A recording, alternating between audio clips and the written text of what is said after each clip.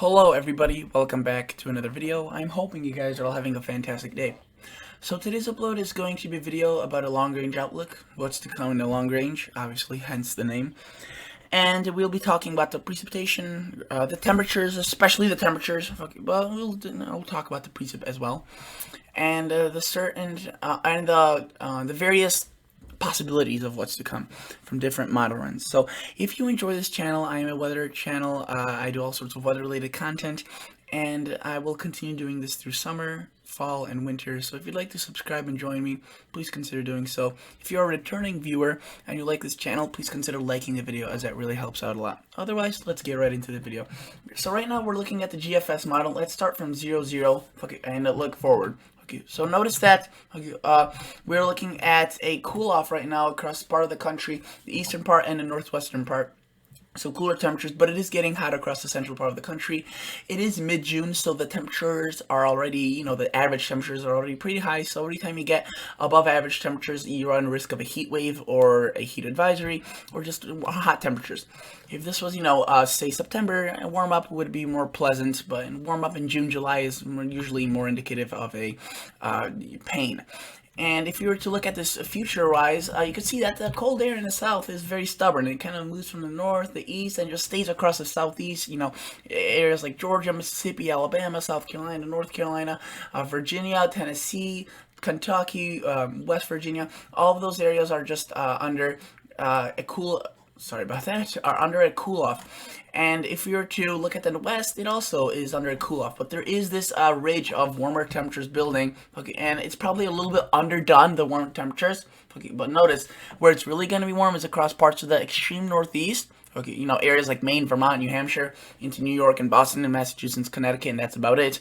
And then look at that, by James Bay, southeastern Canada, Ontario, and Quebec, just absolutely flaming. It will be possibly hotter in some locations over here than across the south. Let's look at the 2-meter temperature shaded, okay, and we can see that it's 90s and 80s widespread, which is very warm, while the south is chilling in the 70s and 80s. So it's about equal, if not hotter, across the northern U.S., northeastern United States, and southern U.S., southern Canada. Sorry. Let's go back to the 2-meter temperature anomalies, and let's continue showing you guys what's to come. So notice that by the time it's Thursday, this big cool off that started off pretty small across the northwest expands itself, and it becomes pretty large.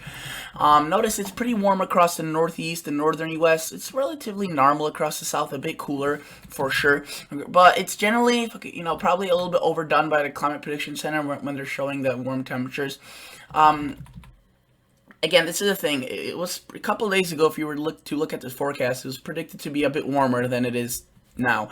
It's going to be a bit cooler than predicted, and you can see that this cool air mass just stays across the northern United States for quite an extended period of time, while the northern Great Lakes and the northeast stays warm, along with southern Canada. Okay, notice that then by the time that happens, we start getting warmth, getting back into Washington, Oregon, Idaho, Montana. And if you look at Texas, it's also a little bit chillier. The South, Arkansas, Oklahoma, Louisiana, right around average. Really, it's not chillier or warmer, so that's pleasant. But the bigger anomalies are the warmth in the west at this point. This is next Sunday, and the cool off in the northern plains. This cool off moves towards the east, but really just falls apart. Really doesn't do much. You can see it's kind of trying to maintain itself, but really the warmth on both sides kind of squashes it. We have really extreme warmth across the northwestern and western United States, stretching all the way down into portions of western Texas. And if you look at the northeast, it's still warm, and it's going to maintain itself. Okay, and then you can see some days it's a little bit more of an anomaly, okay, while some days it's a little bit less, like if you're to look, on Tuesday. Okay, but it could possibly become more significant as it kind of gets squashed between those two anomalies. And actually, at this point, it's more. You can see there's one right here, one right here. There's another warm area, another warm area, and another warm area. So it kind of just expands itself. Okay, and you can see it's chilly. It's not really hot. It could get warm, obviously. It's June, late June at this point, so it's not going to be cold. It's not going to be 60s or 70s. It's probably still going to be, at most, at least upper 70s, lower 80s into 90s. I also want to point out, look at that anomaly right there. That is just an absolute...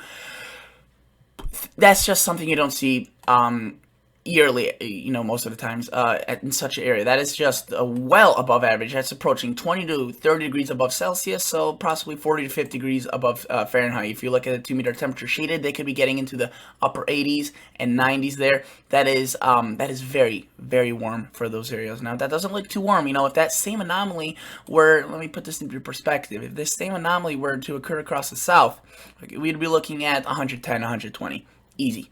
It's much cooler over there. That's why the anomaly is that's why the anomaly is greater without it being too awfully hot by our standards across the south or just the general U.S. Let's go back to the 2-meter temperature anomalies and let's take a further look at this. Notice that the cool air still kind of maintains itself across the central United States. And if you were to look at this in the future, we see more shots from the north coming in. So this is kind of a weird pattern. I usually don't really, I don't really recall a pattern like this in a while, but I'm sure, it's nothing that's going to impact many areas in a significant way in terms of the cool air. But what it does do is kind of push the warm air to the sides. And, if you live across British Columbia and portions of Western Alberta, Canada, you could be definitely in for an absolute soaker. Sorry, not soaker. Absolute, just extremely warm temperatures. That's just heat wave. That's beyond a heat wave for those locations at this time of the year. And again, this is July, so it's getting towards the warmest time of the year. Okay, and if you were to look at southern Canada, right here, it's also warm, but just not as warm as it's here. And the Northwest will also be possibly extremely warm across these times. And, at this point, this is extremely long range. This could definitely still change. But we've been getting some trends that this could happen. Not this trend has been occurring not just once. It's been several times shown already. You can see this defined cool air mass right here. So it's kind of weird. What we'll be getting is kind of a cool off across the central part of the country. We get these low pressures or high pressures depending on what really brings this. And they kind of bring in cooler temperatures and they track like this. That's a really bad color, isn't it? Let me see if I can do blue. They kind of track across the northern U.S. and they don't really make it far south, but and with that being there, it kind of pushes the warm temperatures to the coastal areas, and really especially across southern Canada, with one to the northeast and into the northwest and the Pacific west of Canada, if you will. And then parts of the south could also be extremely warm, but that's still more typical than what we have there. That's just to put in perspective. If you were to look at the anomalies, yeah, it's above average, but not nearly as it is over there. So let's take a glance now at what the European shows. If you're not happy with just the GFS, you can see again that cool off, the initial cool off that we have now, and then it shows that warm temperature burst through around Friday and Thursday. By the way, that was my chair, so sorry about that noise. And you can see this pushes through Illinois, Wisconsin, Iowa, Missouri. Very warm temperatures late week or mid to late week this week. But then we see this little cool air mass kind of comes in and cools things off while keeping itself very warm across the west, according to the European. More warm than the GFS is showing. Okay, and you can see that if you were to look even more long range with other models, they kind of continue this trend of these little cool air masses just coming. These cool air masses just coming from the north and kind of just meandering, staying around, and maybe getting their way out. But really, I would say that for the most part, it's really going to be the heat that's going to be more oppressive. As again, a cool off in July, June, late June, early July is more of a good thing rather than the bad thing. And this is something you wouldn't want to see. Okay, so unless you want to go to the pool every day, okay, that's maybe something you'd like. Okay, but if you were to look at the ensembles, let's see the European ensembles. Okay, this is a combination of many models, not just one. You can see we just got past a little cool Arctic shot this past couple of days. We get a little bit of warm up, and then we get another cool shot. And again, this is a combination of all models, so it's generally showing that there are some signs of a cool off, but not all models are agreeing with it. That's why it's a little bit of a light blue.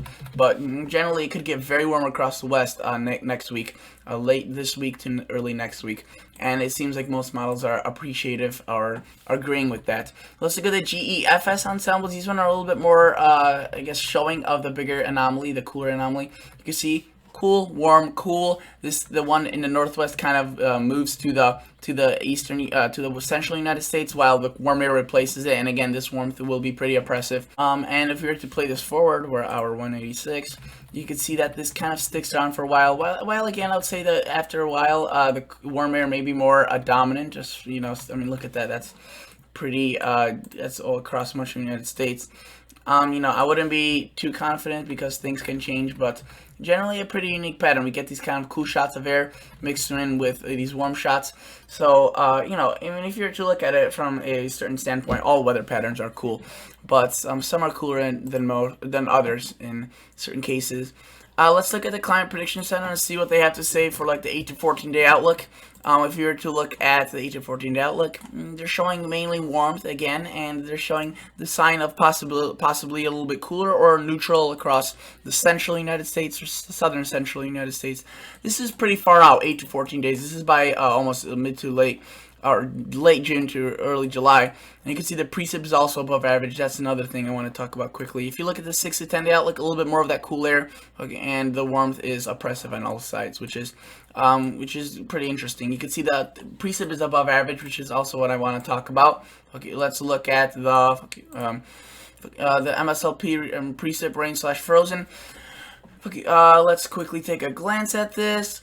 And notice that we have a system across the mid-Atlantic right now. It's been very dry across the central part of the country, which is pretty a good thing. We've had a really wet spring. Okay, but notice that the rain will return. You can see early this weekend we see some rain, a pretty large storm system, which could be contributing to that cooler aspect across the central United States. And then we kind of see those thunderstorms reoccurring. You could see in several fashions. We have a little bit of a storm right there, another storm, then we see another system. This one's a little bit stronger, and it's a good thing because, you know, rain for a prolonged period of time is not good, but a missing rain for a prolonged period of time could be, you know, worse. And then notice you have this big low pressure right here, cold front, that would drag in a little bit of cooler air, and that would be indicated by the 2-meter temperature anomalies, another cool off. So the GFS has been really supportive of this. European also, I mean, if you were to look at its height, you could definitely see a defined cool off. It's just that it's not necessarily showing that on the temperatures. You can see it's just very marginal, not too significant. We'll have to monitor this and see how this all plays out.